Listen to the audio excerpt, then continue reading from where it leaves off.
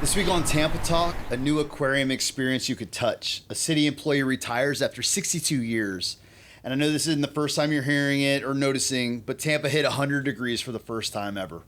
Plus, we've got back-to-back school tax break and a barricaded shooter arrested outside a Tampa apartment complex. Oh, and if you like beer, comics, or cat videos, we've got a busy events calendar just for you. Yeah, those are all things that everybody likes, I think. Well, beer, I don't know how I feel about cats yet. That's how the internet was built, I think, was cat videos. What's up, Tampa? It's August 1st. For those of you just joining us, welcome to Tampa Talk. I'm John. And I'm Dahlia. Thanks for hanging out with us. All right, what are we talking about? Well, this week in Tampa history, we have a cool story about a local Tampa, spot. And so we're giving a nod to August 2nd, 1933. That's when Tampa Junior College officially became the University of Tampa. Yeah, they moved into Plant Hall, which, if you don't know, was originally the opulent Tampa Bay Hotel, built by Henry B. Plant. The building itself is a Tampa icon. And so the mind behind it all was Frederick H. Spalding, who was the principal of Hillsborough High School before pushing for Tampa's first local university. Fast forward to today, and UT is home to over 200 programs of study. UTampa. 19 master's programs, 2 doctorates, and study abroad opportunities. They bring in over $420 million a year in revenue, and they have a $1.03 billion economic impact annually. Pretty incredible to think about that kind of growth in under a century. Yeah, it is. All right, let's talk about some news, and I guess we got some hot deals. Yeah, so Florida's back-to-school sales tax holiday is back and runs all month long, and it's from August 1st through 31st. So here's what you can expect. No sales tax on school supplies under $50, clothing under $100, learning aids under $30, and even computers up to $1,500 as long as they're for personal or home use. And so these tax holidays are to really be a help for families trying to get ready for the school year and, do the best by their kids. And now from the classroom to the aquarium. The Florida Aquarium is opening a brand new exhibit called the Tide Pool, and it opens today. So apparently it's massive, over 60 feet long, 4,000 gallons of 50-degree water, and home to more than 200 marine invertebrates. It's cool because it's one of the only cold water touch habitats on Florida's west coast. It was built in 6 huge pieces and assembled on site. They even created a wave system to mimic the real Pacific coastline. And that's just part of what's happening at the aquarium. So this multi-year transformation includes puffins coming in 2026, sea lions in 27, and a new African penguin habitat also in the works.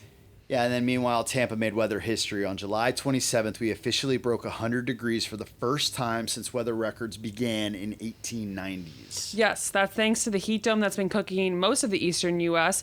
More than 250 million people across the country are under high heat risk alerts. Normally, Tampa's high humidity keeps us below the triple-digit line, but this time we crossed it. Big milestone, not a fun one. I was actually out working. It was brutal. Yeah, but what's the difference? 95, 100. It's hot. And speaking of intensity, a scary situation unfolded at Viridian Apartments in Tampa.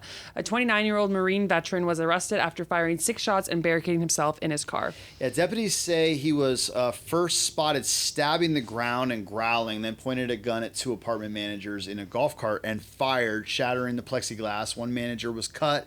Thankfully, no one was seriously hurt. It's so hard to hear because you know that man is just dealing with mental health issues, right? Illness, right? He eventually did surrender and now faces attempted murder and several other charges.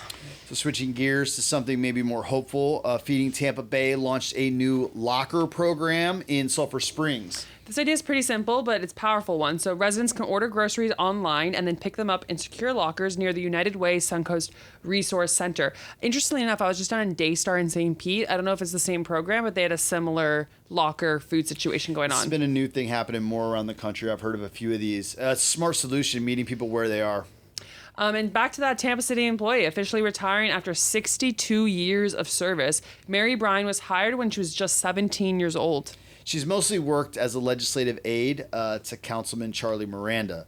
There's a special celebration for her today at Barksdale Senior Center.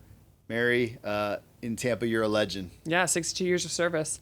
In other education news, USF just approved a 10% tuition increase for out-of-state students. That means undergrads will now pay over $381 per credit hour, and grad students will pay just under $467 if they're out of state. The university hasn't raised this fee since 2012. The increase is expected to bring in $5 million in new revenue. All right, let's look ahead at what's happening around town. So first up, Bolt's Brew Fest is back at Amalie Arena tonight from 6 to 10 p.m. Over 100 craft beer samples, oversized games, photo ops, a good excuse to kind of beat the heat. I mean, the Ice Palace is a nice, cool spot. If comics are more your thing, the Tampa Bay Comic-Con convention also kicks off today and runs through Sunday at the convention center. Expect celebrity guests, panels, cosplay contests, and all things Comic-Con. On Friday, August 2nd, check out Cat Video Fest 2025 at Tampa Theater. It's exactly what it sounds like, an hour of the internet's best cat videos. A portion of proceeds will go to the Humane Society of Tampa Bay. Nice. I think we talked about that one last year, too. We did. And then another cool event going on is the Countdown Improv Festival. It's happening August 6th through 10th at multiple venues in Ybor. Tons of performances, workshops, and laughs. Discounts for veterans and families, but a single ticket costs you like $16. That's awesome. And of course, every second and fourth Wednesday, 8 to 10 a.m., we've been doing the collab coffee at Blind Tiger if you want to come hang out with us. We will also have a crew at Harvest Hope sharing groceries at the Kinship Mobile Free Market this morning from 10:30 to 11:30, and at Ybor Street Community Garden from 8 to 10 a.m. And so we're trying something new this week and gonna, put in this week in the work segment here at the end, so we can get into some of the stuff that's been going on. So what did you do this week?